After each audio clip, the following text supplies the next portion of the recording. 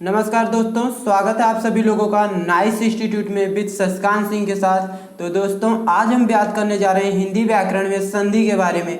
जैसा कि आप सभी लोगों को पता है, जितने भी एग्जाम होते हैं जिसके सिलेबस में हिंदी रहती है, सबसे ज़्यादा क्वेश्चन संधि से आते हैं। तो चलिए दोस्तों, स्टार्ट करते हैं आज का अपना वीडियो स्टार्ट किया जाए उससे पहले हमारे चैनल नाइस इंस्टीट्यूट को लाइक करिए, सब्सक्राइब करिए और शेयर करिए।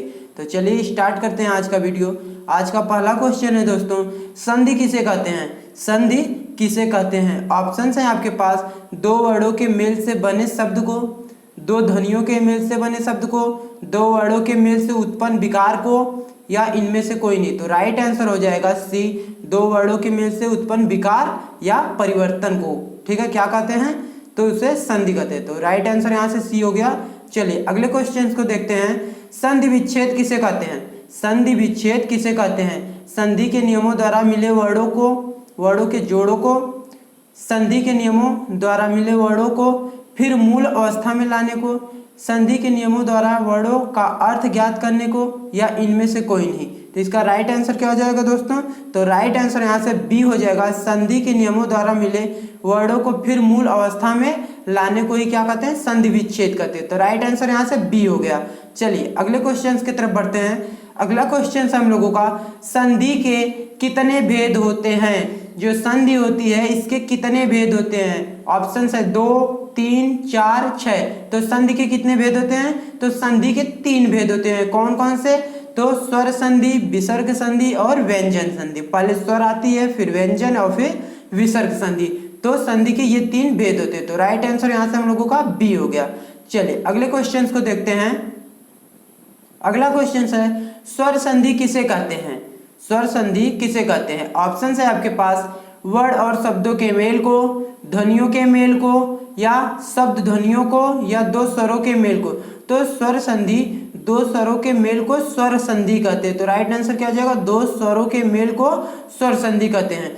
दो वर्डों या शब्दों के मेल को नहीं, सिर्फ दो स्वरों के मेल को कहते हैं। तो स्वर संधि किसे कहते हैं? तो दो स्वरों के मेल को कहते हैं। तो राइट आंसर यहाँ से डी हो गया। चलिए आगे बढ़ते हैं अगले क्वेश्चन की तरफ। अगला क्वेश्चन हम लोगों का, स्वर संधि के कितने भेद होते हैं? स्वर संधि के कितने भेद होते हैं? जैसा कि आपको पता है, दो स्वरों के मेल को स्वर संधि कहते हैं। इस स्वर संधि को कितने भागों में बांटा गया है? तो इस स्वर संधि को दोस्तों 5 भागों में बांटा गया है। ठीक है, कितने भागों में बांटा गया है? तो 5 भागों में। तो राइट आंसर यहाँ से सी हो जाएगा। चलिए अगले क्वेश्चन को देखते हैं। अगला क्वेश्चन है, धर्मार्थ में कौन सी संधि है? धर्मार्थ में कौन सी संधि है? ऑप्शन है आपके पास, स्वर संधि, व्यंजन संधि, विसर्ग संधि, या दीर्घ संधि।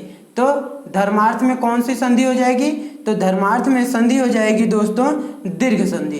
ठीक है, और इसको आप कह सकते हैं ये स्वर भी होती है। ठीक है, मगर यहाँ पर स्वर में कौन सी संधि है? तो यह दीर्घ संधि है। तो राइट आंसर यहाँ से देखिए, यहाँ पर स्वर भी आया और दीर्घ भी आया, तो ऑप्शन दोनों सही होंगे। मगर जब यहाँ पे दीर्घ आ गया है तो यह स्वर का दीर्घ रूप है, तो इसलिए यहाँ पर दीर्घ राइट हो जाएगा। ठीक है, तो ऑप्शन नंबर डी यहाँ से राइट हो गया। चलिए आगे बढ़ते हैं। अगला क्वेश्चन हम लोगों का, वीरांगना का संधि विच्छेद क्या होगा? वीरांगना का संधि विच्छेद क्या होगा? वीर धन गना, वीर धन आगना, या वीर धन अंगना, या इनमें से कोई नहीं। तो राइट आंसर सी हो जाएगा, वीर धन अंगना। वीर धन अंगना क्या कहलाता है? बराबर वीरांगना। तो वीरांगना का संधि विच्छेद वीर धन अंगना हो जाएगा। क्वेश्चन नंबर सी राइट हो गया। चलिए अगले क्वेश्चन की तरफ बढ़ते हैं। अगला क्वेश्चन हम लोगों का, सत्याग्रह का संधि विच्छेद क्या है? सत्याग्रह का संधि विच्छेद क्या है? ऑप्शन है आपके पास, सत्यधन आग्रह, सत्याधन आग्रह, सत्यधन आग्रह, या इनमें से कोई नहीं। तो राइट आंसर क्या हो जाएगा दोस्तों? तो सत्यधन आग्रह, ए। ऑप्शन नंबर ए राइट हो जाएगा। ठीक है, सत्याग्रह का सत्यधन आग्रह होता है। चलिए तो यहाँ से हम लोगों का ए आंसर सही हो गया। चलिए आगे बढ़ते हैं। निम्नलिखित में से स्वर संधि कौन सी है? निम्नलिखित में से स्वर संधि कौन सी है? देवधन अर्चन, सुपधन अंत, विधन सम, या इनमें से कोई नहीं। तो निम्नलिखित में से आप कह सकते हैं स्वर संधि कौन सी है? तो वो देवधन अर्चन हो जाएगी। यहाँ से ये देवधन अर्चन जो है ये स्वर संधि कहलाएगी। तो राइट आंसर यहाँ से ए हो गया। चलिए अगले क्वेश्चन को देखते हैं। भानुदय में कौन सी संधि है? भानुदय में कौन सी संधि है? स्वर संधि, विसर्ग संधि, व्यंजन संधि, या गुण संधि।